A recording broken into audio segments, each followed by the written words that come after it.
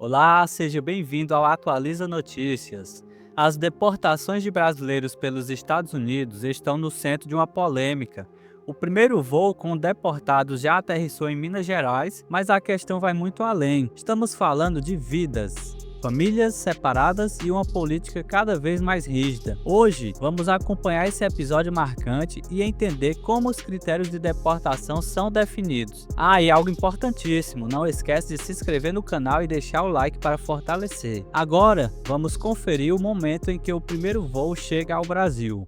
Gente, Andrei Matos está aqui conosco agora para falar sobre o primeiro voo com deportados dos Estados Unidos que chega hoje ao Brasil. De fato, tudo muito rápido, né, Andrei? Quais são as suas informações? Tudo bem, Roberta? Bom dia para você, para a Cíntia, quem está acompanhando aqui o Bora Brasil. A gente sabe, né, que o presidente Donald Trump, que tomou posse essa semana, fez a sua campanha, né, em cima aí de contra a imigração, contra os imigrantes. Enfim, a porta-voz da Casa Branca, né, a Karoline Leavitt, postou essas fotos que a gente está acompanhando das primeiras prisões que foram feitas aí entre ontem e hoje. 538 pessoas foram detidas e o primeiro voo, como você disse, Roberta, chega em Minas Gerais na noite de hoje, né? Essa informação que a gente apurou aqui, o Lota Vita da nossa produção e também a Band Minas, confirmando então a chegada desse voo no aeroporto de Confins às 8 da noite aqui no Brasil, com a primeira leva de imigrantes brasileiros que estão sendo deportados lá dos Estados Unidos. O presidente Donald Trump também, né, já disse que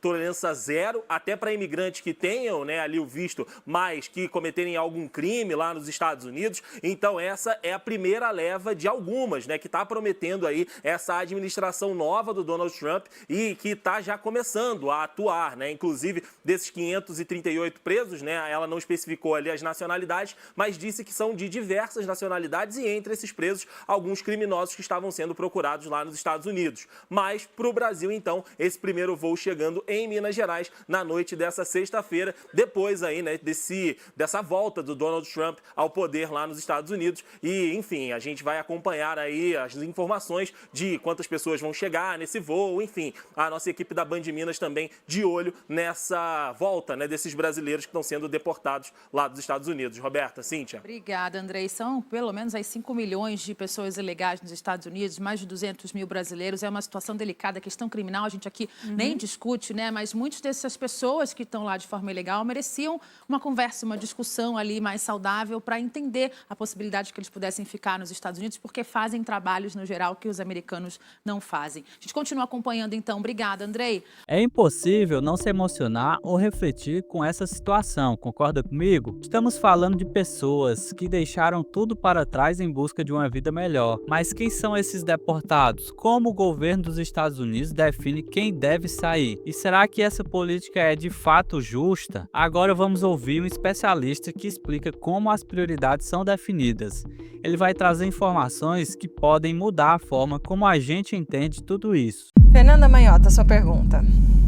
Dr. Vinícius, boa tarde. Obrigada pela sua participação conosco aqui no 360. Eu queria chamá-lo justamente para essa reflexão que nós fazíamos há pouco sobre qual é a abordagem, a visão que o senhor tem, né, como estudioso do direito e particularmente interessado nas questões de imigração dos Estados Unidos em relação a esses filhos de cidadãos indocumentados, mas que nasceram nos Estados Unidos e, portanto, pela Constituição gozam do direito de serem cidadãos americanos. O senhor entende, né, hoje que esses cidadãos vão ter a sua cidadania de alguma forma revogada ou isso, de fato, está longe da realidade, é algo inconstitucional? E, nesse sentido, qual é a rede de proteção que os pais, esses sim indocumentados, gozam nesse momento? Que leis protegem os pais dessas crianças que são cidadãs, mas que eles, no caso, são indocumentados? E a partir em que medida essas leis são garantias de que a nova política não vai avançar sobre essas famílias?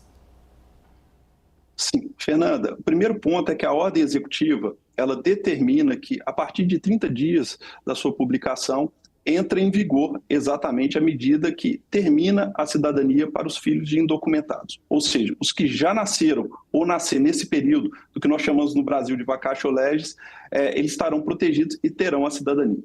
No meu entendimento, essa lei ela fere de maneira abrupta a 14ª emenda, porque nós temos um entendimento que ele é mais do que secular. A 14ª emenda ela entrou em vigor em 1868. Fazendo uma conta aqui rápida, acho que são 150 anos, mais ou menos. 156 anos. Então, esse é um entendimento vigente nos Estados Unidos. E como você muito bem colocou anteriormente, os Estados Unidos ele é um país relativamente conservador para fazer alteração legislativa.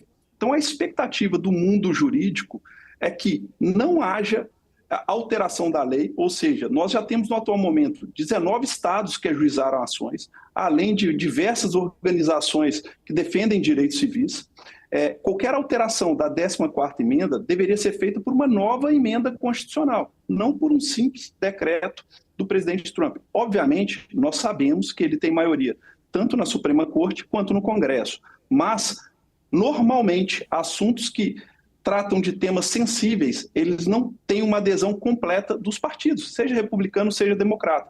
Por isso, eu acredito que ele terá muita resistência. Com relação aos pais que, porventura, estão indocumentados, obviamente, a gente teria que identificar cada uma das particularidades dos casos, mas existe um procedimento aqui nos Estados Unidos que chama prosecutorial discretion, que é a discricionariedade do promotor, e que, naturalmente, ele deveria priorizar imigrantes que são de prioridade no que tange ao risco dos Estados Unidos. Então, as pessoas que estão aqui trabalhando com alguma transgressão de prazo, de status, elas não estariam nessa prioridade. O entendimento hoje jurídico é que elas não são deportáveis, porque elas não colocam em risco a segurança dos Estados Unidos. Existem outros imigrantes que deveriam ser retirados do país prioritariamente. Depois de ver tudo isso, não tem como não refletir, não é mesmo? Por um lado, temos um país tentando impor as suas regras, por outro, milhares de pessoas que só querem uma chance de recomeçar. Será que existe um meio termo nessa história? Quero deixar aqui a minha solidariedade a todos os brasileiros que passaram por isso, que tenham forças para reconstruir suas vidas. E você? O que acha? Essa política de deportação é necessária ou vai longe demais? Comenta aqui embaixo e vamos debater.